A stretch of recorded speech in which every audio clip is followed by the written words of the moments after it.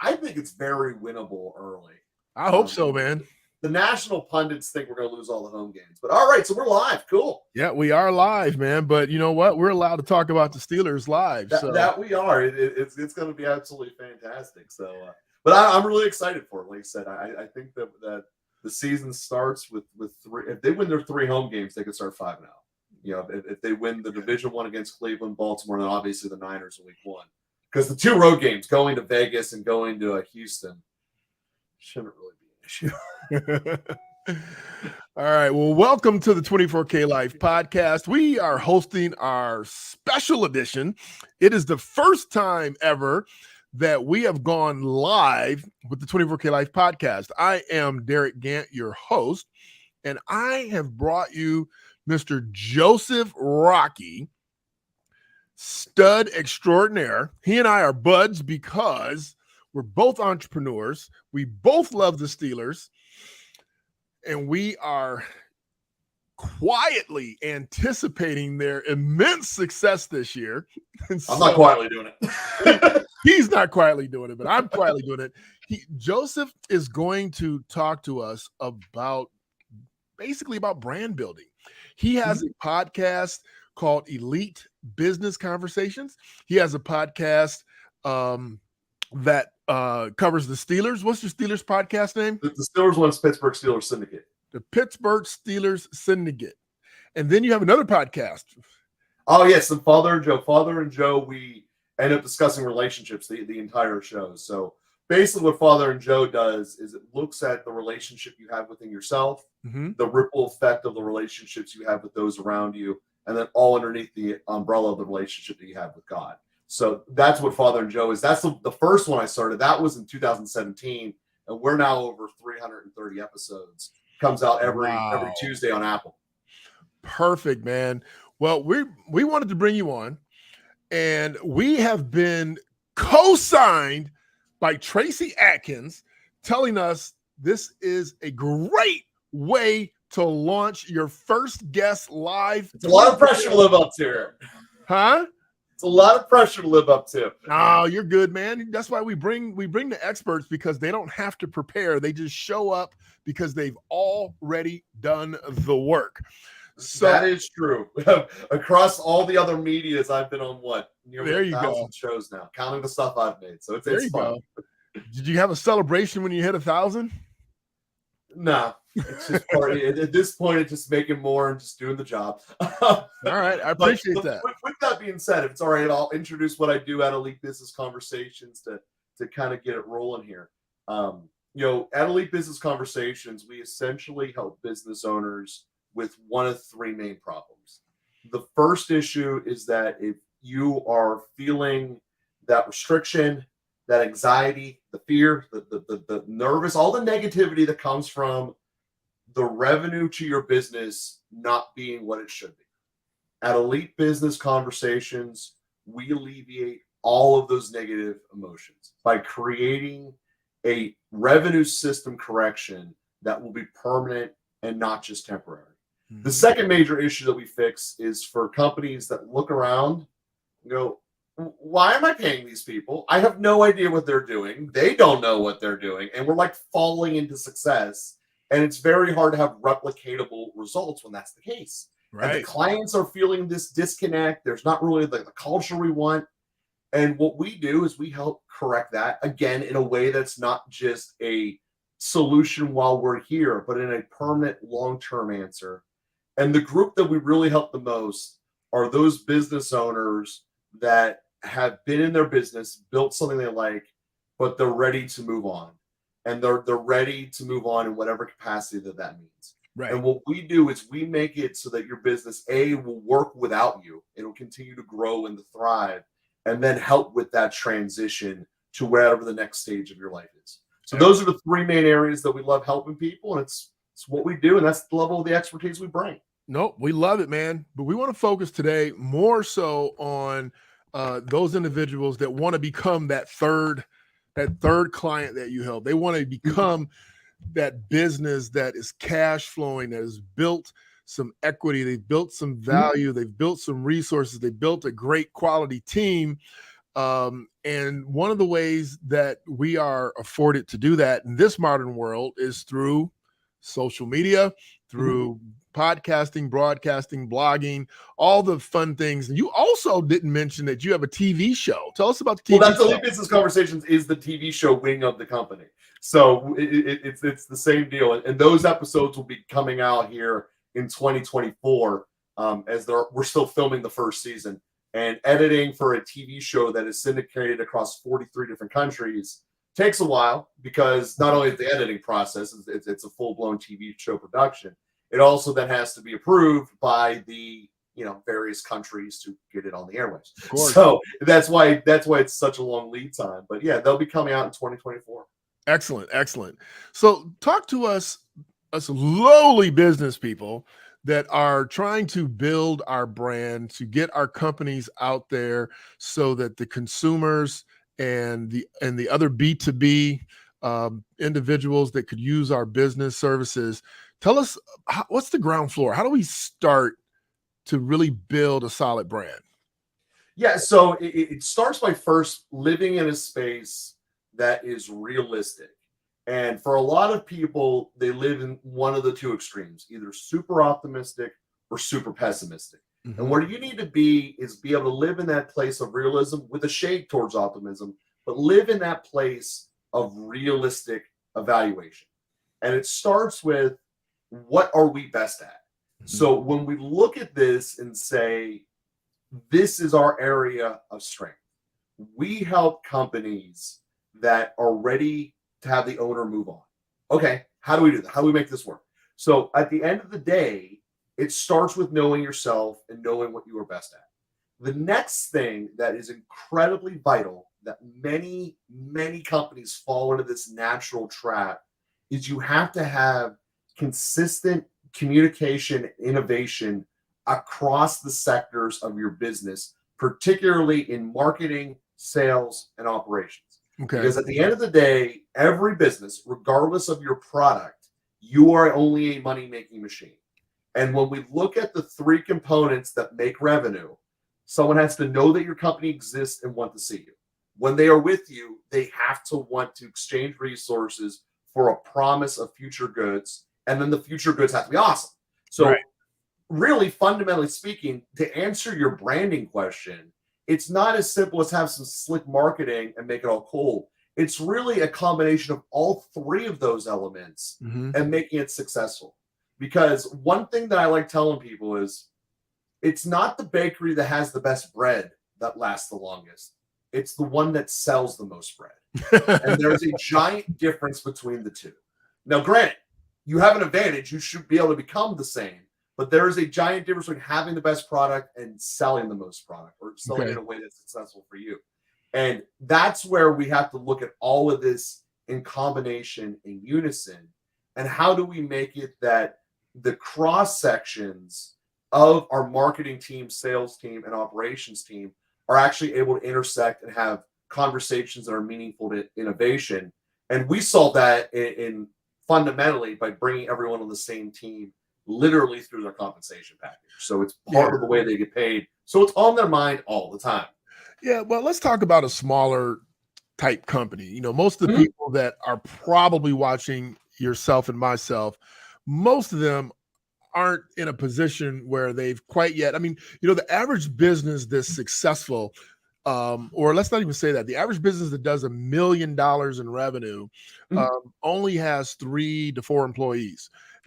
And so, they probably don't have a marketing head. They probably don't have a sales head. So I guess I would go backwards a little bit and say, why don't you lay out for people, because I don't think a lot of small businesses really disseminate between sales and marketing. Yes, that's true. So basically, in a nutshell, this is how I differentiate them.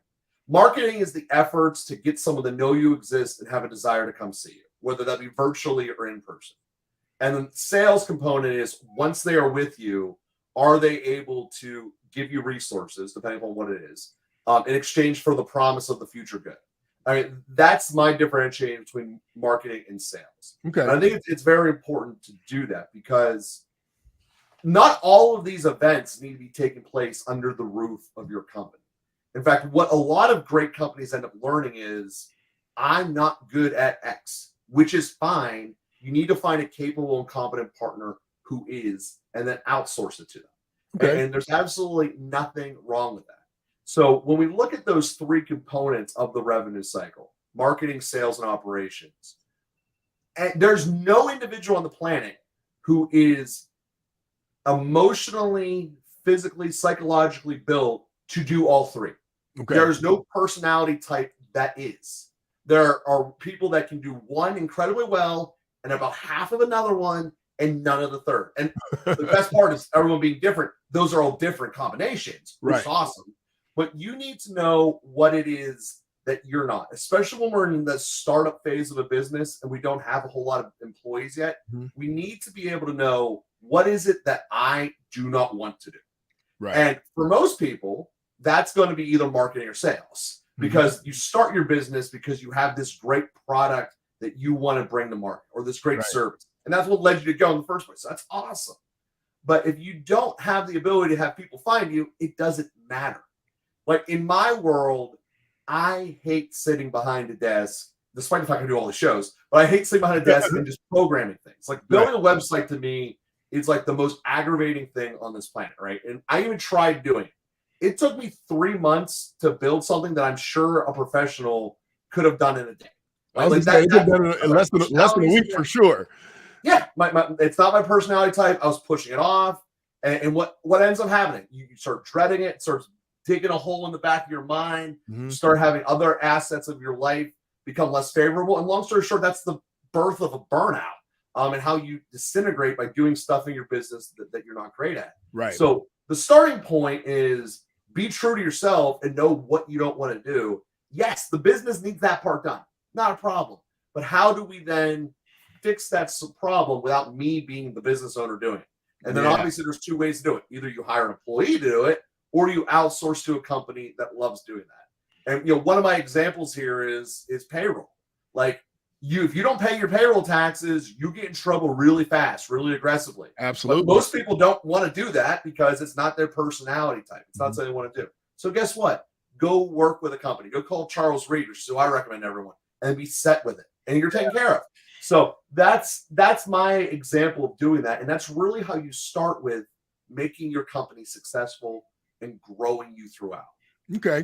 I liked your example. First of all, let me say hello to Tara. Thanks for jumping in, Tara. Thanks, Coach Don, for jumping in. Thanks, Tracy, for jumping on. And anybody else that's watching that hasn't said hello. We are with Joseph Rocky. He is an expert. He's an expert at the Pittsburgh Steelers. Now, he actually is, but that's not really what I wanted to say. We're buds because of his affinity for the Steelers. That's right. I love it. However, he's here to help us figure out, no matter what stage of business you're in, but we're really kind of looking towards people that are already in business. They're wearing a few hats. They might have a couple people on their team, and they're trying to figure out how to get yourself out there to the universe so that you can solve some of these problems a little easier, right? If you can get out to the universe, which you would consider marketing, you might be able to hire somebody to take over the marketing, and then maybe you can focus more on sales, or you can focus more on operations. And so, for smaller size companies, I agree with you. I outsourced my payroll when I had employees. I switched from having employees to having subcontractors, but that's another story. But anyway, I hired that out, and it was not expensive. What should people be doing to, what number do you think they should be growing to? And how do they do that when they don't really have an ad budget? So, they want to do some marketing. They don't have an ad budget. They don't have it yet. So what are you suggesting, that they do to get up and running? So the first part, and we kind of alluded to this earlier in the show here, is that there's lots of options now to touch millions of people that did not exist, 30 years ago. Right. Just through things like this. Like, there's not really a cost of us having this conversation right now on LinkedIn, right? But we have the opportunity to reach thousands of people, and then by its byproduct afterward, have a continual reach.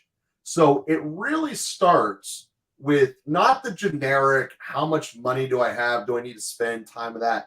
it really starts with, who do I want to talk to? Right. Who is my target client, my target prospect? Mm-hmm. And if you don't have that figured out, you're just wasting your time. Yeah, but Joe, doesn't everybody want bread? Everybody wants a good piece of bread, right? So you use your bread company, Sure, and you say there's a company, which I loved your analogy. There's somebody that's making delicious bread, but there's somebody else that's selling way more that might not be quite as good. So go ahead. Mhm. Yeah, so it's what you actually become more successful with is, yes, everyone wants bread, but what kind and at what point? Mhm. So it really does come down to say, I'm not making Wonder Bread or the kind you get at the grocery store. I'm making the really hardcore, crazy stuff with all the toppings and all that. And we're specialized. And Okay. because we're specialized, we have all these awesome, high quality things. We then need to target a different group Right. than just the run of the mill walking through the supermarket and choosing us instead of Wonder Bread. So when we look at that, that's the starting point where being true to yourself and true to your product is, you got to be honest. Right. You know, this thing is going to be best by people who enjoy having cheese on top of their bread that's fried down the right way. Right. Cool. That's what makes your product special. Now, how can we figure out how to differentiate ourselves from all the different other types of bread? Mhm. And this is really starts from the operation side. You know, what makes us special and different before we even start thinking about how to communicate the message at all. What is it that we have? Then, all right, who should care about this? Who do we want to care about this? Right. And, you know, as you get more mature and do your market research, you find out who we want to and then who actually does. Hopefully they're the same person. Right. But you need to connect that dot. And once you figured out this is who we're communicating with, then we just go, well, where are they at? Mm. So in my world, you know, how do I reach out to business owners that are burnout? Well, I could just troll around bars around the country as they're going around drinking their problems away and complaining about it. Right. You know, we all know where the law firms hang out in the various downtowns of America. And who's in there? People that are burnout that don't want to keep doing it anymore, but they still Right. trump to court every day.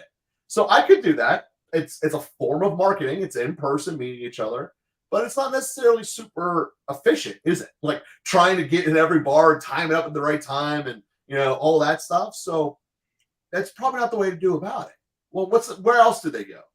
Well, they're going to be using professional platforms such as LinkedIn to communicate with each other and to reach out to other various partners that they might want to find. Right. They're going to use Google to search for other things in their life.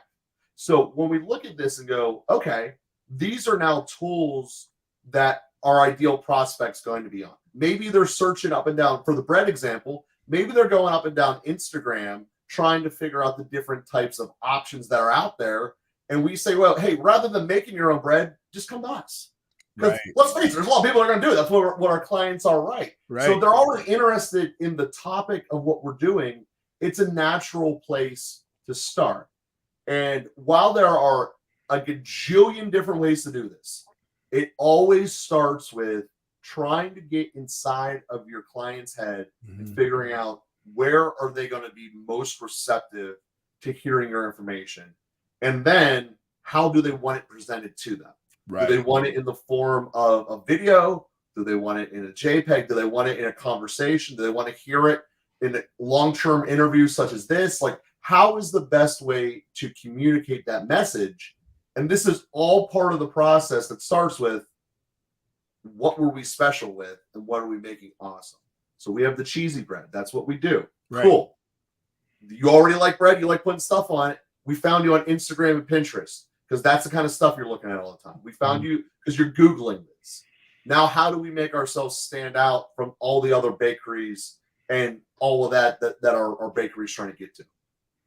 That makes great sense, man. And if you weren't paying attention, he basically said you need to have immense clarity of message, clarity of proposition. You know, what is your value proposition that you're providing before you even choose the forum to try to communicate?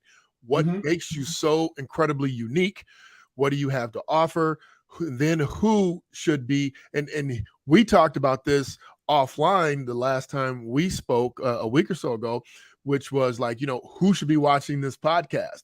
Well, we started off with, hey, here's the three things that I really am amazing at. So these are the three type people that should be listening to us the next 20 minutes to see if they can improve their business, their life, and their community. So let's get to the next step, which would be, you have your unique message, you know who you're going after. How did you decide that you were going to go balls to the wall with like podcasting and the TV show? Well, so for me personally, what got me into this was Father and Joe. I started in 2017, literally as most people start their own businesses. I just did it I wanted to make a difference. And at the time, for those who don't remember, before COVID, in 2017, this country had a very bad problem dealing with the transition from Obama to Trump. It was a fact of life.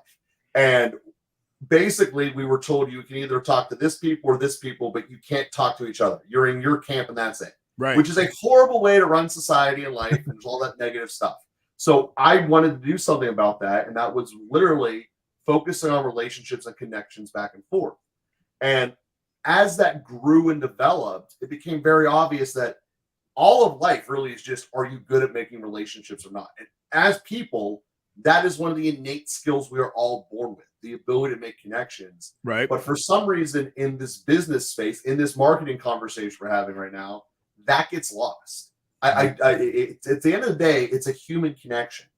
And this is fundamentally speaking why I might be naive, but I'm not afraid of the AI world taking over. Yeah, I was just great. I was just factoring that question in my head. I got to ask this dude by AI as soon as he finishes. Go ahead. Yeah. Well, that's why I'm not, because at the end of the day, if you have a great connection, that's what matters. So you look at this and say, yes, the AI can help me make a graphic that's more likely to be eye appealing.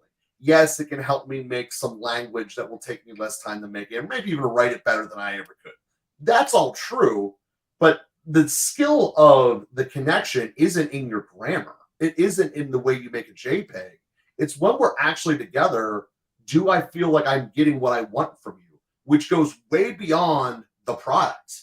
You know, when we think of it, what do we get from Amazon? We get timeliness and we get what we asked for. That's quite frankly, it should be the standard everywhere. But that was something that was so revolutionary in terms of the speed and the ease of use and why it has taken over. The other element why it took over is because most people that they were fighting against were salespeople who were using the 1960s method, where they were just pressuring you into making a buy. And guess what? When I'm sitting at a computer using the Amazon app, there's no pressure. It's just, I want this. This is how much I want, and send it here. Right. So, but what we have found, and many studies have shown this over again, that when people are making an important decision, regardless of its cost, but important to them, they want to talk to someone about it. And no matter how fancy your little bot is in the corner of your website, it will never equal out to being actual human connection. And this is the point that we get into about why, like I said, I'm not afraid with the whole AI thing, but going back to the broader scope of how do we effectively do marketing, that's what needs to come across in every conversation. Are we actually presenting ourselves to make a connection? And is that going to be the case? Or are we trying to force everyone into a funnel and just hoping that some of them will be good enough when they come out? Because you can do it that way. You're going to burn out your sales force, but you can do it that way. Yeah. It's not going to work. Yeah. No, that's the way America was for 50 years. And that's the way a lot of remnants of it still exist. Are there some industries you think are going to suffer because of AI? I mean, like Timothy Yarbrough is like, hey, he's like, made great points, relationships, and he put them in all caps, which is huge, are important, and they are important in his business as an insurance person. People aren't buying it. They get sold it, and they do it through relationships. My question though is, when you take a look at people that are building their business, like I saw this AI that they presented, and I swear to you, I could not tell it was a chick selling bikinis, but it was AI. And it was a video commercial or something like that. I swear to God, I couldn't tell the difference. Yeah, I'm not saying that it's not going to be effective as a tool. I mean, I use it in my life, right? Like I have automated CRM programs. Those are AIs at the end of the day. I wrote the content for them, or at least started it, then the AI made it better. But those are all AIs, and they're working on my behalf. So yes, there's an element that if this was 1984, I would have to have an assistant doing that for me. That's true. But what they are is they're tools that are going to really allow the opportunity to do things that you're not good at, that your personality type's not good at, to make it better. Like when I wrote my book, I dictated it because did you really I can't sit down and write? I dictated it, and then Google translated it into written, and then I went through and then had to edit it. Well, really, the team of publishers edited it. But that's how it went. Right. That technology didn't exist before, and this is all through the growth of it. It's not something to be afraid of. I do think it will change the fact that we'll have less mega hiring companies and we'll have much more smaller companies, which is why this conversation is so important. How do we get a startup company and get it thriving? Because I think that the AI will churn that, but that's not a problem either. The more you have competition, the better everyone benefits from it in the long run. And right. in that regards, I'm actually really happy for it and excited for it. Yes, people are going to have to change some of the things they do, but that's fact of life every day. Absolutely. Constantly evolving. Yeah. If you go on YouTube right now, I put up a video yesterday that was a home run. It's not even findable now because someone came out with something better. And that's just the way that it is. Right. You know, nothing in life is meant to be the same ever in any capacity. It's just as long as life is involved, status quo stationary is not an option. Right. And whether you want to accept that or not is on you. That's the reality of life. So when we look at this, how can we use these tools of AI, like you said, that they can get so good in graphics and make a connection to someone? Well, it really is going to come down to, regardless of what it is, that's them finding us. When they're with us, it's on us to actually have the connection. Yeah. So that's my next question. It doesn't matter. Yeah. So my next question really is, we need to almost return to where we were having real conversations, real life interactions with people that we're trying to do business with. And so maybe some of the marketing, because we're back to marketing, not sales. Yeah. Some of the marketing can set us up for the actual communication when it comes to sales. Yes.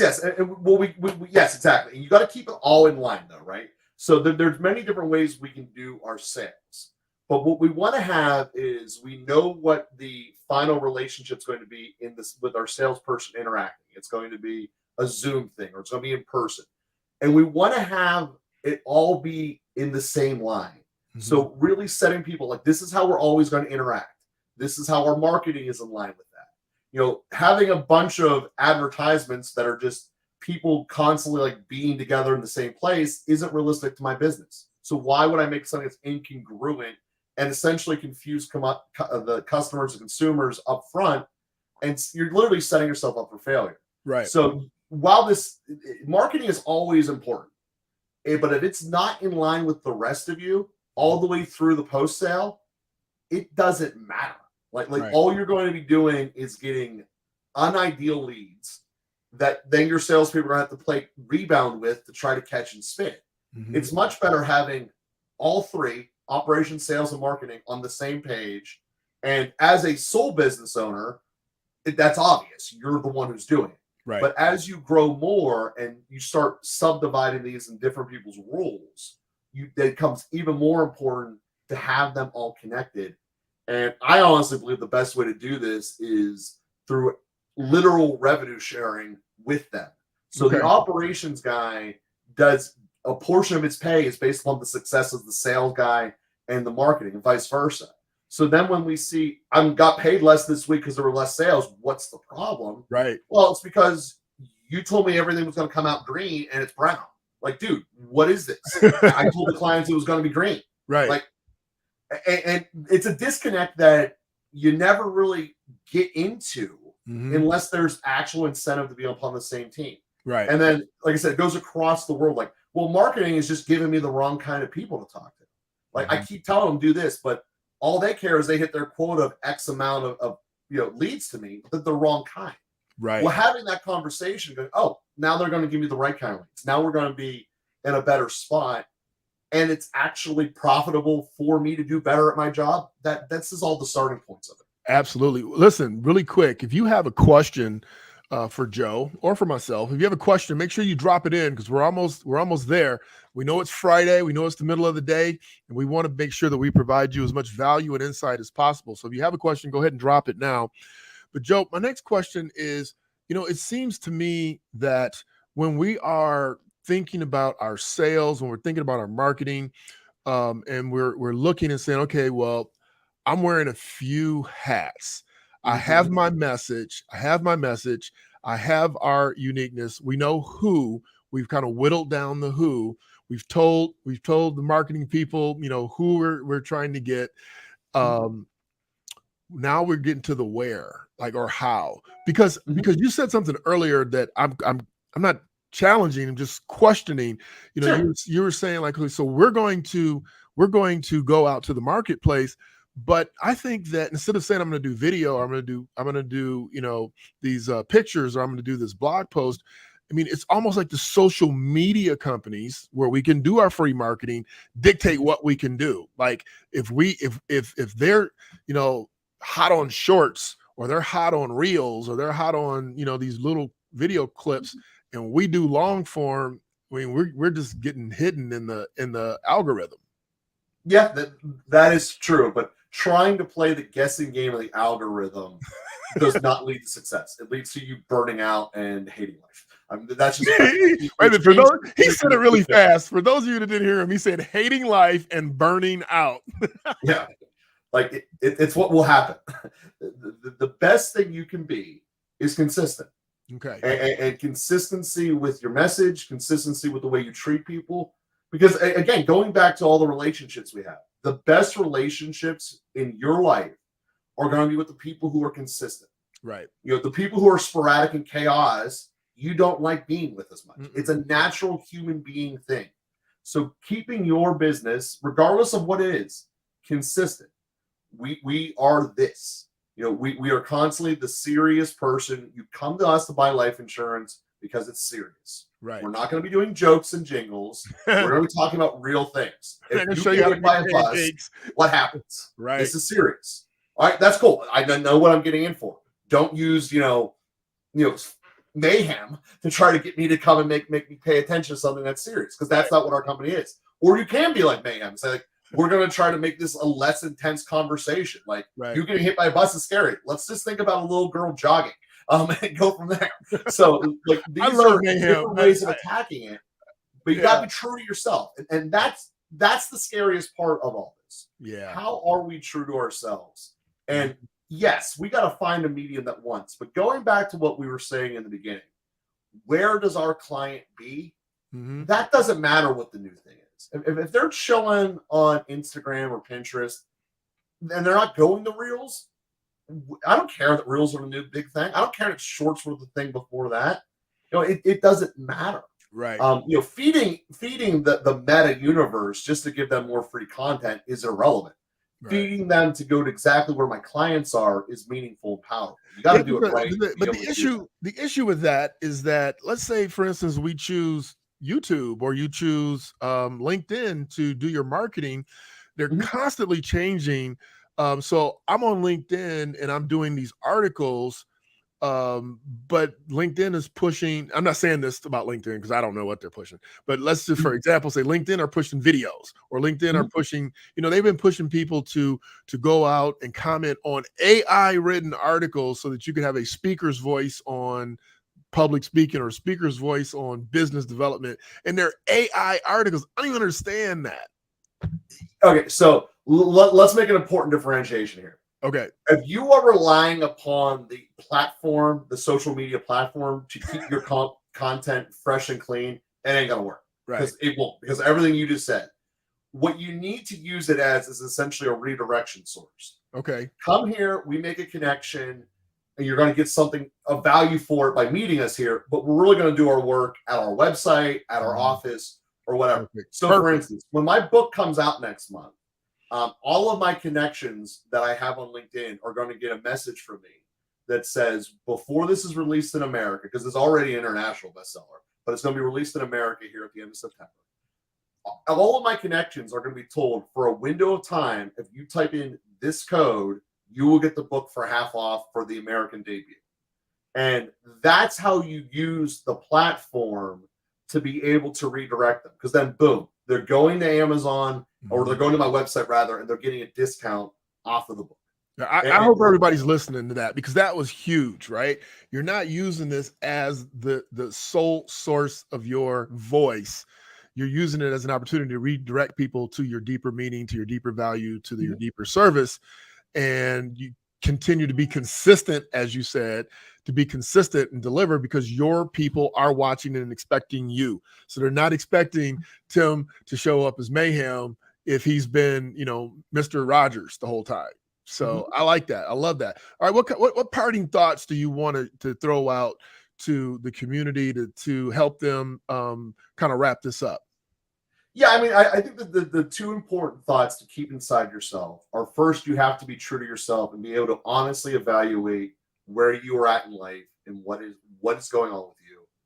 And then also realize that every relationship that's meaningful to you is what you need to replicate in all of the aspects of life in your business. And your business needs to be an extension of that. And yes, it might mean that you're going on a social media platform that's not your norm. If you're normally a YouTube guy, maybe you got to go into to Pinterest or something like that. And that's fine. There's nothing wrong with that. But stay your true, authentic self. Keep your consistency there, which is way beyond branding. It's a culture issue. And have your culture constantly be the same. At the end of the day, it needs to revolve around the relationships that you're making internally within your company, and then obviously with your clients as well. Amen. Well, just as a recap, I love the recap on the show. There was no doubt at all that Joe has dropped some dimes, and some of them are just need to be picked up and polished off. So if you are a organization that is looking to build your brand, to build your platform, to expand your name, you need to start at the ground floor. And I promise you, if you've not been doing it and you decide to go and say, okay, who are we really? Who do we really serve? Where are they? What do they want? And I will tell you, I did this probably after about 10 years of being in business. I started a second company where we were helping people. And so I hired this marketing guy, and he came in and he interviewed, a bunch of our clients. Even though the company was new, it was kind of an offshoot of some things we were doing. He started interviewing our clients. He started to talk about the colors and what the colors actually meant, what they meant to our clients. This color is for trust, and this color is for confidence, and this color is for calm. And, it was amazing to go through that exercise, because when you're in your business, you're working on your business and you're doing those things, you're not necessarily paying attention because you're hunting the next sale, or you're trying to get the next post out, or you're trying to appease this one particular client who has issues. But if you reel it back, follow the instructions that Joe has laid out for you, I think that it'll soothe. I can promise you this. He's already soothed my anxiety. I'm being serious. I get anxious when it comes time to go, okay, well, where are we posting this? Okay, I need to shoot this video because it's going to be on this platform, and we need to reshoot the video this way for this platform. And Joe's saying, screw all that. Get your terrible towel out. Yeah, know who your audience is. Know who your audience is. When I'm doing my show about the Steelers, I don't talk about the other teams. I mean, unless we're about to play them, I talk about what's relevant to the Steelers, because that's what the show is. That's what the product is. That's what makes it. And what makes me unique versus the other people out there is my insight and my consistency and authenticity. There are things that people in Steelers Nation vehemently disagree with me about. There are things that they are 100% in agreement with me about. And that's just the way it is. But if I were trying to just constantly trace the trends and change my mind day in and day out just to get more comments in the feed or whatever, you fail. It's just the way it is.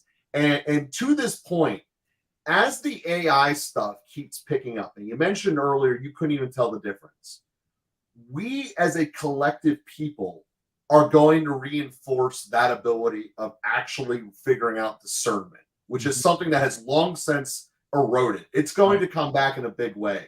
And one of the byproducts of telling discernment is, am I getting lied to? Right. And one of the easiest first indicators the human brain identifies with that is inconsistency. Mm-hmm. So the more consistent you are in your relationships, the better you are. And might I point out the fact, consistency and the same are not the same thing. Right. You nothing will ever stay the same, but you can be consistent always. Right. Amen. Hey, Joe, where can they get the book at? So the book will be coming, like I said, it'll be coming out at the end of September. It's called Casino Sales Master, Winning Strategies to Beat the Odds in Life and Sales.